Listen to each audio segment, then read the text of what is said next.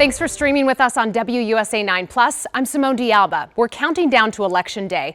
WUSA 9 is your home for all things elections in D.C., Maryland, and Virginia. Look, there are a lot of important races in our area, which is why we've been sitting down with candidates for wide-ranging interviews on the issues. Right now, we're going to focus on the race for Virginia's open U.S. Senate seat. Democrat Senator Tim Kaine challenged by Republican Hung Cao. Both were invited to our studios, and we'll be bringing you their interviews back to back in the order which those interviews were conducted. First up, Senator Tim Kaine. He's represented Virginia in the Senate since 2013 and is running for a third term. His other political experience includes serving as Virginia's governor from 2006 to 2010.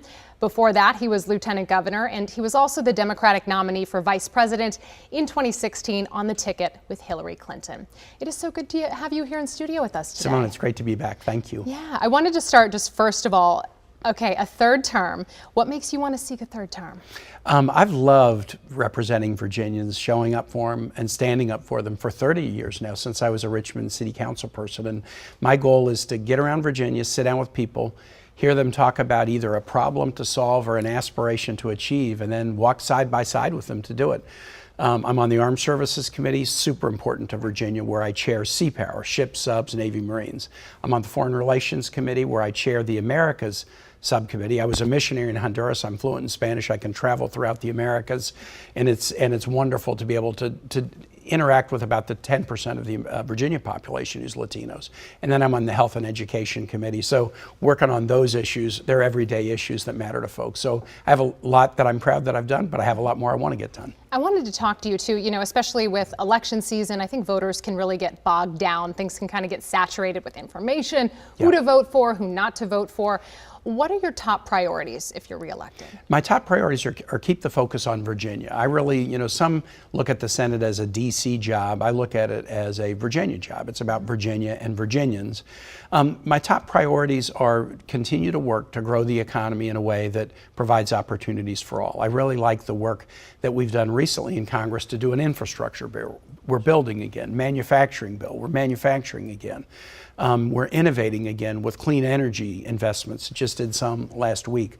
So continue to grow the economy around innovation, infrastructure, and manufacturing.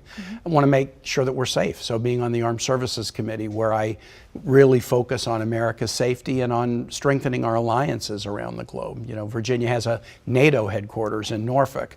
We care about alliances, and so that's another priority. And then finally, the last big priority would be healthcare. Okay. Making sure people have lower cost prescription drugs. We've done some good work, more to do, but also that women have the ability to make their own reproductive decisions. I think that's so important, and that's very much at stake in this election. We're going to dive into that. I wanted to go back to the economy and kind of expand on it, because it's just a massive issue. The economy, by all metrics, by all intents and purposes, it's performing well. Things are doing pretty good, but day to day people are saying, look, I'm not doing great. I'm having trouble making ends meet. We're hearing that consistently from voters, especially from Virginians as well. What would you tell them that you would like to get done that you have not in this past term, specifically that could impact their day-to-day life? Here's something, cost of prescription drugs. Sure. We were never, at the federal level, we weren't negotiating with pharmaceutical companies on that. We are now doing it. We negotiated on the first 10 drugs under Medicare, and it's going to save seniors and the taxpayers $7.5 billion a year. We obviously have hundreds more drugs where we need to negotiate prices with pharmaceutical companies, but the good news is we passed a law, it was the deciding vote in this, that enables us to do that negotiation. Let's keep pushing prescription drug prices down.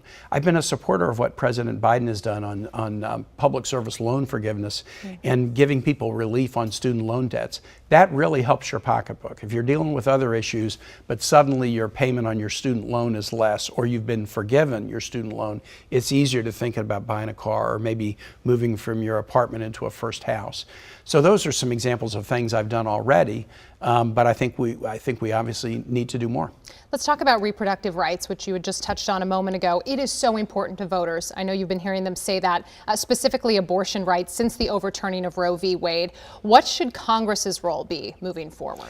Congress should, I have the only bipartisan bill in Congress that would codify Roe versus Wade as a national protection for everyone in this country.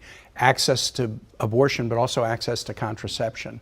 This is a bill that I've introduced with Senators Collins and Murkowski, Republicans, Senator Joe Manchin and Kyrsten Sinema, Democrats, and it's the only bipartisan bill that would do this. We need a national protection for women to be able to make their own reproductive decisions about abortion, about contraception, and about in vitro fertilization. And that's what we need to do. Now, the good news is Virginia is the only state in the South that still essentially protects the rights of Roe versus Wade. But that could be overturned if Congress were to embrace an abortion ban, for example. So I'm also going to do everything I can to fight against proposals that are on the table that could ban or strictly limit abortion at the federal level. I'm curious, what limits do you support when it comes specifically to abortion? Sort of where Virginia is. Virginia allows women to make this decision without a lot of interference up to the point of viability, which is usually 22, 23 weeks. After that, it is harder. You usually have to get certification from a number of physicians that continuing to carry the pregnancy would endanger your life or your health. And those are the kinds of restrictions I've supported in the past. Virginia also requires that minors seeking an abortion, they either need to notify their parents or prove to a court satisfaction that they are mature enough to make this decision on their own. Those are limitations that I have supported as reasonable in the past and still do. All right, let's talk about, as a Catholic, you've really had to balance your faith with governing. Yes. Take our viewers through how you balance the two, especially when it comes to something like abortion rights. Yeah, abortion, LGBTQ equality, the death penalty, these are issues that I've grappled with. And I think any person of faith or any individual in a representative role, you come in with your own views and those views affect how I live my own life. But we are a society that has many different religions and many different faith traditions. And I've never believed my job as a Catholic elected official is to use the law, especially the criminal law, to mandate that everybody else follow rules that my church asks me to follow as a Catholic. I think it's fine for my church to ask me to follow rules in order to be a Catholic, but to enforce rules by the criminal law, for example, in abortion, to say that, look, we're going to criminalize the behavior of women and doctors if they make the choice to terminate a pregnancy. I just think that goes too far.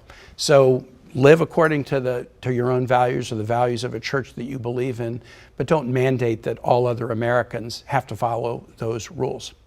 Let's talk about housing, because look, whether you buy or whether you rent, people are just struggling, right, to pay their mortgages, all of that. How can the Senate and Congress help specifically in that regard? And Simone, this is something I care a lot about. I was a fair housing lawyer for 17 years before I ran for state office, helping people who had been discriminated against all around the Commonwealth, either because of race or disability or family status. So what can we do?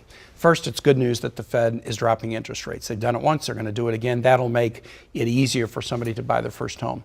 Second, there's a bill pending right now in the Senate that passed in the House in a big bipartisan way that would expand something called the low-income housing tax credit, which is the wonderful federal program that helps build out the quantity of affordable rental housing. We should vote on that House bill. It was bipartisan there. We should pass it. And then the third thing, I'm very impressed with what Vice President Harris has announced on the home ownership side. The LIHTC is for apartments, but what about home ownership? Let's do down payment assistance for those buying homes for the first time. States do this to some degree. Local governments do it to some degree, including the District of Columbia has done this in the past, but they tend to be programs that sort of start for a year or two and then kind of fade out. Right. We've never done it at the federal level, and I think if we do down payment assistance, that can really help people make that move from their apartment into their first home. Is this something where if you're reelected and Kamala Harris is also in office, you could see this tangibly happening in the near future? I can. There are some things where, you know Washington very well. Right. You cover Congress. There's some things where the two sides are really at odds. Mm-hmm. But on the housing issue, I know my Republican colleagues are hearing exactly the same thing I'm hearing. Mm-hmm. And around Virginia, I've noticed this year, Simone, that it used to be that housing would be a top 10 issue, but maybe a top 3 issue only in Northern Virginia. I would say housing costs are sort of a top 3 issue in most parts of Virginia right now. So again, expand the quantity of rental housing that's affordable, but then also have tools available to enable people to make that move from rental to purchasing a home, and down payment assistance could really help with that. Definitely. All right, let's talk about immigration and the border. What measures do you support and not support when it comes to undocumented immigrants entering the country?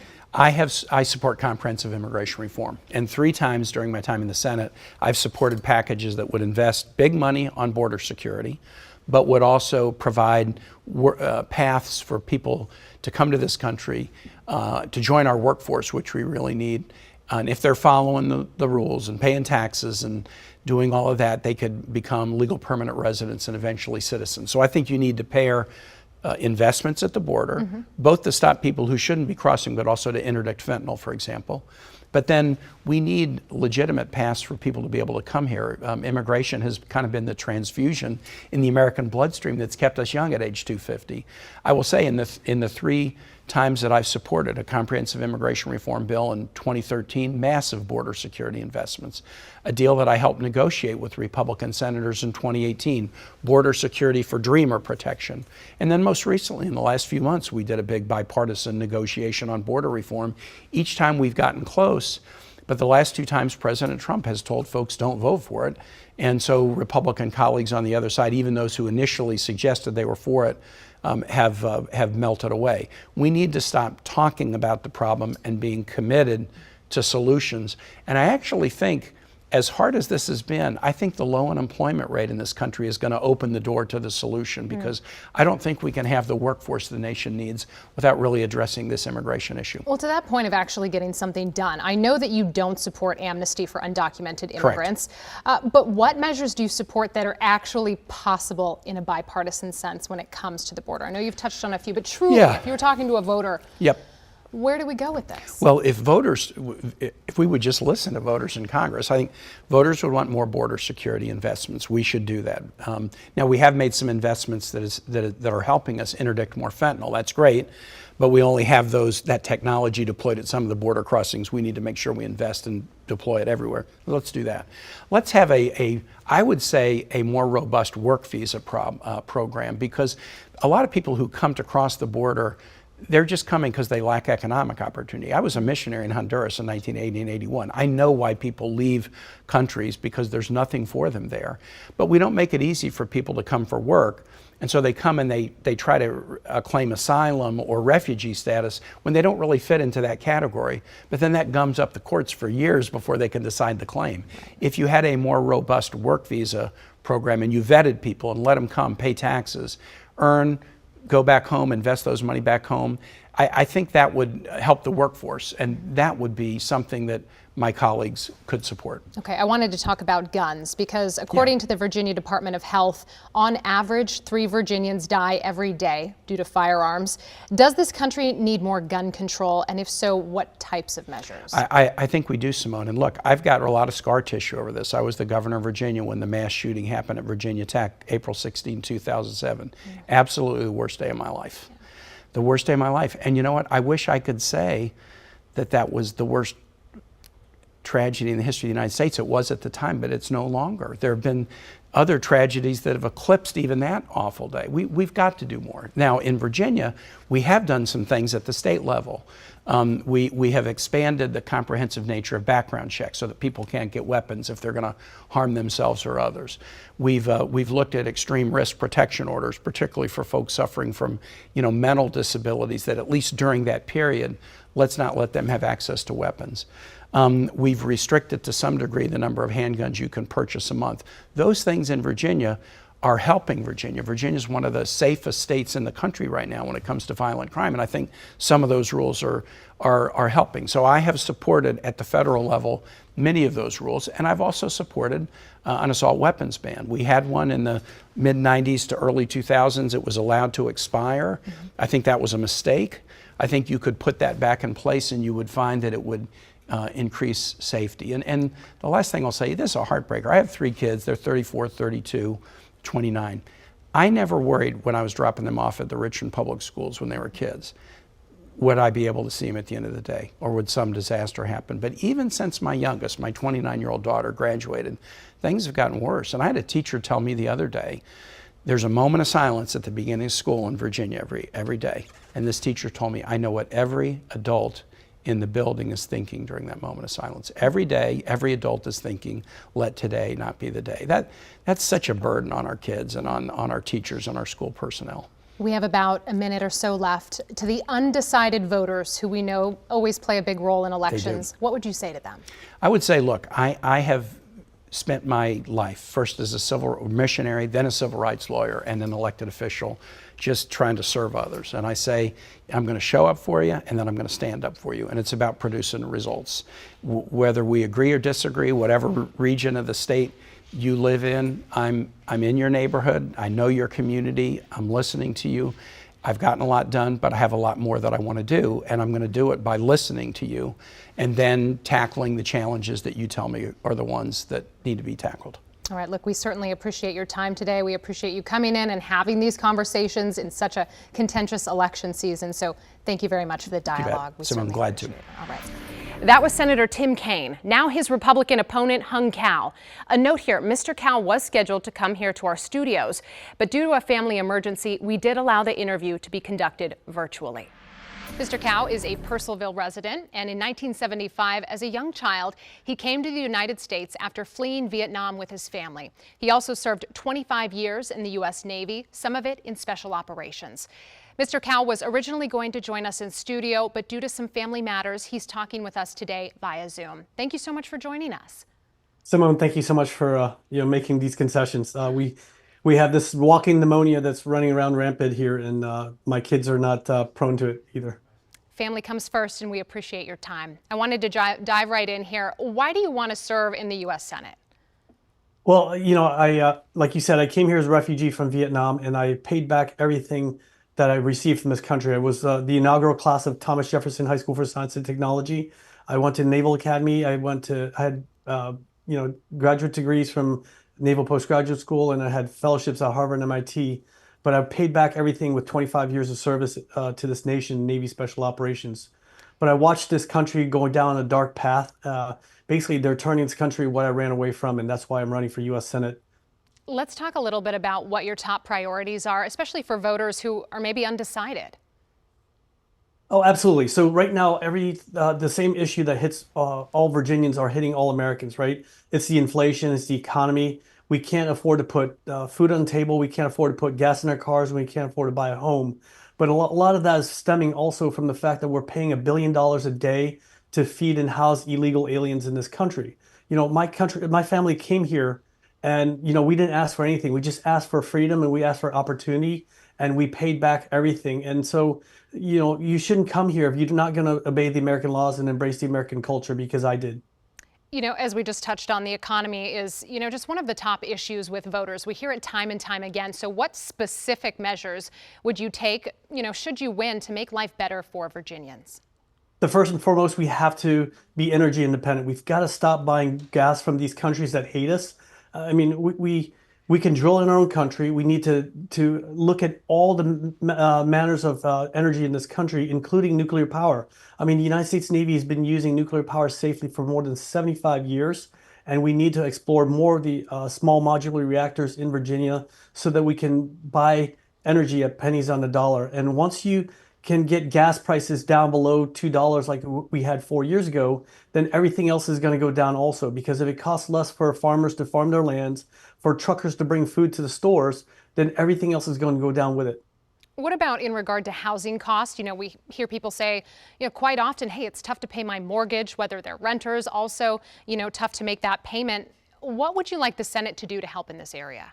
Well, again, we've got 25 million people that came over here that didn't belong here, and we're spending a lot of money into feeding and housing and taking care of them. We need to take care of Americans. Right now, for example, Hurricane Helene, we've got Americans that were stranded on the rooftops, and they don't have their entire house and everything they own is wiped away, and we're still putting illegal aliens into 4-star hotels where they're eating from room service. And so we need to take care of Americans. We need to look at ways to drive down the cost of housing, and as well as building affordable housing around Virginia with transport methods to take them to and from work. Let's go back to the topic of immigration and the border. What measures do you support, and what measures do you not support when it comes to undocumented immigrants entering the country? Well, first of all, it's a four-pronged process. We have to finish the border wall system. It's not just a wall. People keep calling it a wall, but it's a wall system that has integrated fiber optic cables for electrical optical sensors. It's got infrared sensors as well as seismic sensors as well. And then we need to stop giving them money at the border. I mean, they get gift cards, debit cards, upwards of $5,000 each, which again, my family never got, and not that we ever wanted that. And we've got to immediately deport these criminals that have come across here. We're finding out that there's 13,000 convicted murderers and 16,000 convicted rapists that came across and are walking across Virginia. And then we need to force companies to use E-Verify so that, we're hiring American citizens or legal residents of Virginia first. But again, I'm thinking about Melody Waldecker, a grandmother who was killed by a carjacker, an illegal alien in Sterling, or Lauren Nicole Leonard, who was killed by an illegal alien down in Chesapeake, or the 12-year-old girl that was abducted on her way to school in Manassas. These are people I care about. Let's go back to that. Let's dive a little deeper because, again, as you just mentioned, you do support removing undocumented immigrants who have committed violent crimes. Do you support mass deportation of all undocumented immigrants? Again, the method I laid out there is a four-pronged method where you secure the border, and then you immediately deport the violent crimes, people who are incarcerated, stop giving them money at the border. And then if you force companies to use E-Verify, they will self-deport, because if they don't get free money from the American taxpayers and they don't get a job, they will self-deport and then wait in line patiently like my family did. I mean, we waited for 7 years to get our certificate. So much so that my father had was over his bed before he passed away 2 years ago was his naturalization certificate. I didn't get a clear answer on, do you support mass deportation of all undocumented immigrants? Yes or no? Well, yes. I mean, that's the method we're going to use. Well, here's what I'm curious. To that point, there are roughly 11 million undocumented immigrants. That's, according to Pew Research, makes up 3.3% of the country's population. Are you worried that mass deportation would devastate the economy to some degree? Well, I mean, we're saying that the job numbers are low. I mean, there's plenty of Americans that would love to get those jobs, and what we're doing is we're undercutting the prices by paying people under the table, and that's the main problem right now. Is we're basically underpaying them, and then we're keeping Americans from getting good paying jobs as well. I mean, the workforce industrial base is hurting right now. We need people to work in our shipyards to build more ships. We need people work in factories. And we're not getting that kind of help, and that's what we need to do. We need to stop paying $1 billion a day to house and feed and take care of illegal aliens. I hear your point on that. My last question here would be, again, roughly 11 million undocumented immigrants in the United States. What would the logistics look like in terms of a mass deportation of that scale? Well, again, like I explained to you earlier, if you stop giving them money at the border and you don't hire them, if they don't pass E-Verify, then they will self-deport. That's the logistics I'm talking about. Let's talk about guns. Virginia's Department of Health says on average 3 Virginians die every day due to firearms. Does this country need more gun control? And if so, what types of measures would you propose? Well, again, you can't legislate morality, and no new law is going to stop a person hell-bent on assassinating a former president of the United States or shooting up a school. I mean, Simone, let's face it. We protect banks better than we protect our kids in school. In fact, we protect lawmakers better than we protect our children in school, and that's a crime in itself. If we spend more time doing background checks on illegal aliens instead of on law-abiding citizens, we wouldn't have the crime we have right now. We have MS-13 gangs that are running rampant in Prince William County, and now it's seeping into Loudoun County as well. Let's talk about reproductive rights. We know this is really important to voters, specifically abortion rights. Since the overturning of Roe v. Wade, what should Congress's role be moving forward? Well, that's a great question, because the Supreme Court already decided that this lays in the hands of the states. So I want to be very clear to everyone tonight that as a U.S. Senator, I would not vote for any federal ban on abortion, because this belongs to the state, to the state assembly. And when you push it up to the federal level, What you're saying is you want to take it out of the hands of voters in Virginia and put it in the hands of a senator in California and a congressman in Idaho. And I think that's wrong. You know, my opponent, Senator Tim Kaine, wants unlimited abortion up to including moment of birth. And that's why he voted against the Born Alive Infant Protection Act. And so that's the most extreme thing. I want to leave it in the hands of Virginians. Pardon me 1 second. I did want to mention, so we did speak with Senator Kaine. I did ask him what limits he supports when it comes to abortion. He said he's in line with Virginia law. Virginia allows women to make the decision up to the point of viability, which is about 22, 23 weeks. After that, you need medical certification to proceed. He did say he wants to restore the basic protections of Roe versus Wade. And to your point about the Born Alive Protection Act, I did just want to mention he voted against it, which is what you just talked about, because it was already federal law. What limits do you support when it comes to abortion rights? Again, there should be no federal law because this belongs to the states. And again, I know you said that in Virginia, you know, it's up to viability, and they can just get any doctor to say, yeah, this is a duress on them, whether it's your mental health or whatever. So if you think about it, Virginia has unlimited abortion right now in the Commonwealth of Virginia. And I believe the voters in Virginia should decide for themselves. At the federal level, again, we need to leave this to the states because we can't even protect our country right now. We have, you know, tens of thousands of military-aged males that are running across here. And you saw there's 2 Jordanians that try to ram the gates of Quantico Marine Base. There's a Chinese drone that flew onto Langley Air Force Base and stopped F-22 flights for 8 days. And you have a Chinese national trying to fly a drone and took pictures of every ship in Norfolk Harbor right now, of every warship down there. So we need to protect the American people right now. I mean, the federal government's job is to provide for the common defense, and we're not even doing that right now. And so let's let the federal government do what they're supposed to do, which is protect the American citizens. Let's push everything to the states. Let the governor, let the House of Delegates and the state Senate decide on the abortion issue. Let's go. One more question for you on reproductive rights. Where do you stand on access to IVF and to contraception? You know, I have 5 kids, and 3 of them were conceived through fertility treatments. And so I would never stand in any way the way of parents of wanting to expand their family. I mean, I benefited from it. My wife and I, did. We have 5 wonderful children, including an adopted child. So I would love for families to expand their kids. I mean, you know, we need to be more family friendly in this country, pro-family.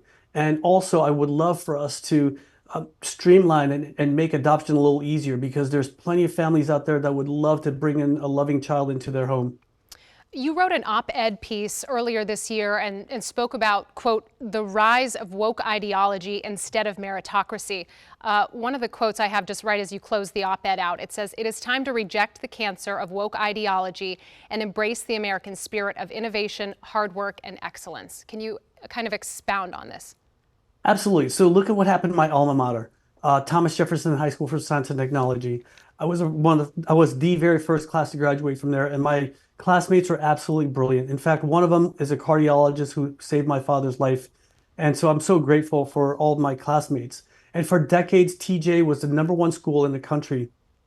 We changed the entrance requirement to meet, you know, specific recruitment goals that they wanted. And the school has dropped from #1 to #5, and earlier this year dropped to #14 in the country, and it keeps going down.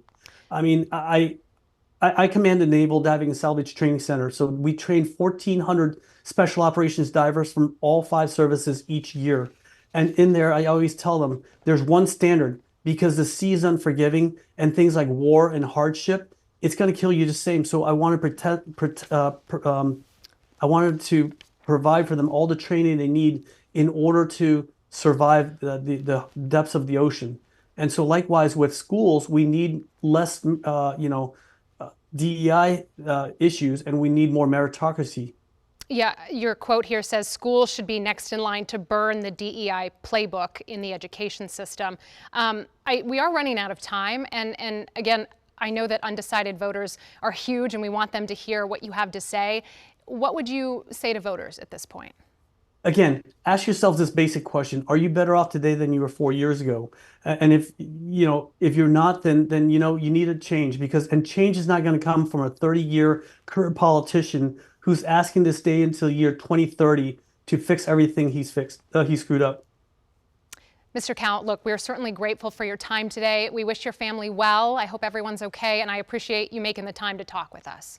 Thank you, Simone. All right. Those were the candidates for Virginia's open Senate seat. You can find our interviews with candidates in other races around the DMV on the news at 4 and streaming right here on WUSA 9+. And be sure to stream us on election night. We'll have special live coverage starting at 8 p.m. on November 5th. We'll see you then. I'm Simone De Alba. Thank you for streaming with us.